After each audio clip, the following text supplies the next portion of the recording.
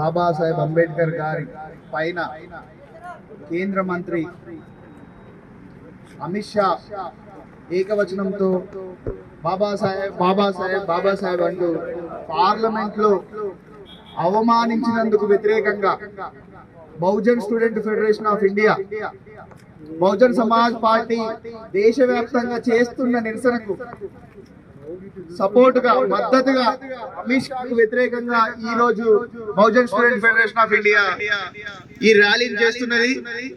ఏదైతే అమిత్ షా చేసినటువంటి వ్యాఖ్యలు ఇంతవరకు అమిత్ షా వెనక్కి తీసుకోకపోగా బీజేపీ వాళ్ళ నాయకులంతా అమిత్ షాకి సపోర్ట్ గా మాట్లాడుతూ భారతదేశంలో ఏదైతే ఈ 85% ఉన్నటువంటి ఎస్సీ, ఎస్టీ, బీసీ, మైనార్టీ, ఆధిపత్య కులాలటువంటి పేదలకు, నిరుపేదలకు విముక్తిని భారత రాజ్యాంగం ద్వారా కల్పించినటువంటి బాబాసాహెబ్ వ్యతిరేకంగా వీళ్ళందరూ మాట్లాడుతున్నారు.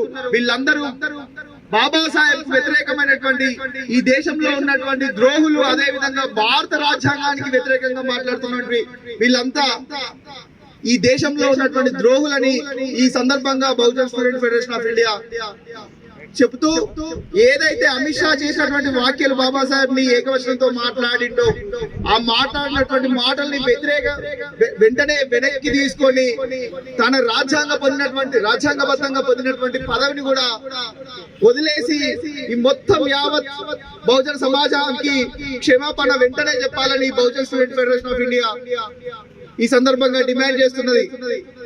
ఇదే సందర్భంగా కాంగ్రెస్ కూడా మొసలి కన్నీరు కాస్తూ, ఎవరైతే రాహుల్ గాంధీ ఉన్నాడో దేశవ్యాప్తంగా రాజ్యాంగాన్ని పట్టుకొని తిరుగుతుండే కానీ రాజ్యాంగంలో ఏవైతే ముచ్చట్లున్నాయో అవి చెప్పకుండా రాహుల్ గాంధీ దాస్తూ ఉన్నాడు.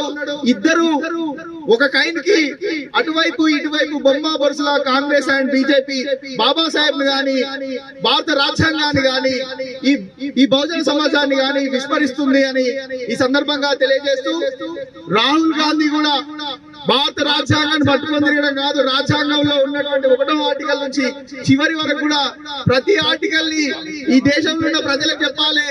ఆయన కూడా కాంగ్రెస్ పార్టీ బాబాసాహెబ్ కు ద్రోహం చేసింది కాబట్టి ఆయన కుటుంబం వెంటనే ఈ బహుజన సమాజానికి మాఫీ అడగాలి, క్షమాపణ అడగాలని ఈ సందర్భంగా డిమాండ్ చేస్తూ, వీళ్ళందరూ ఎవరైతే భారత రాజ్యాంగాన్ని లేకపోతే బాబాసాహెబ్ ఫోటో పెట్టుకొని దేశవ్యాప్తంగా తిరుగుతున్నటువంటి రాహుల్ గాంధీ గాని, కేజ్రీవాల్ గాని, వీళ్ళంతా బహుజన ద్రోహులు. దీంట్లో మొదటి వరుసలో బీజేపీ ఉంది, ఇప్పుడు కాంగ్రెస్ ఉంది, ఆ తర్వాత ఆప్ ఉంది. వీళ్ళందరికీ వ్యతిరేకంగా బహుజన సమాజం, యువత, విద్యార్థులు అందరూ ఏకమై డాక్టర్ అంబేద్కర్ గారు ఏదైతే గొప్ప మాట చెప్పిండో ఈ గొప్ప మాటల్ని వెంటనే ప్రజలు ఆ సమాజానికి తెలియజేసి ఈ ద్రోహుల నుండి, ఈ బహుజన ద్రోహుల నుండి 85-90% ప్రజల్ని కాపాడవలసిందిగా ఈ సందర్భంగా కోరుతూ, థ్యాంక్ యూ. జై భీమ్, జై భారత్.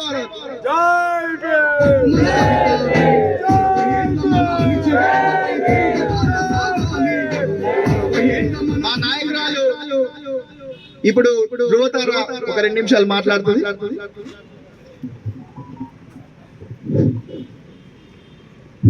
जय भीम साथियों, जैसा हम जानते हैं कि गृह मंत्री अमित शाह ने परम पूज्य डॉक्टर भीमराव रामजी अंबेडकर का अपमान किया है। डॉक्टर अंबेडकर का ही नहीं, इस देश के बहुजनों का, दलितों का, आदिवासियों का भी अपमान किया है। वो कहते हैं कि बार बार डॉक्टर अंबेडकर अंबेडकर अंबेडकर कहना इनको फैशन हो गया और भगवान का नाम लिया तो इनको 7 जन्म तक स्वर्ग मिल जाता है। हाँ सुनो, मैं अमित शाह जी को यही कहना चाहती हूँ कि जब हमारे दलितों, बहुजनों पर, आदिवासियों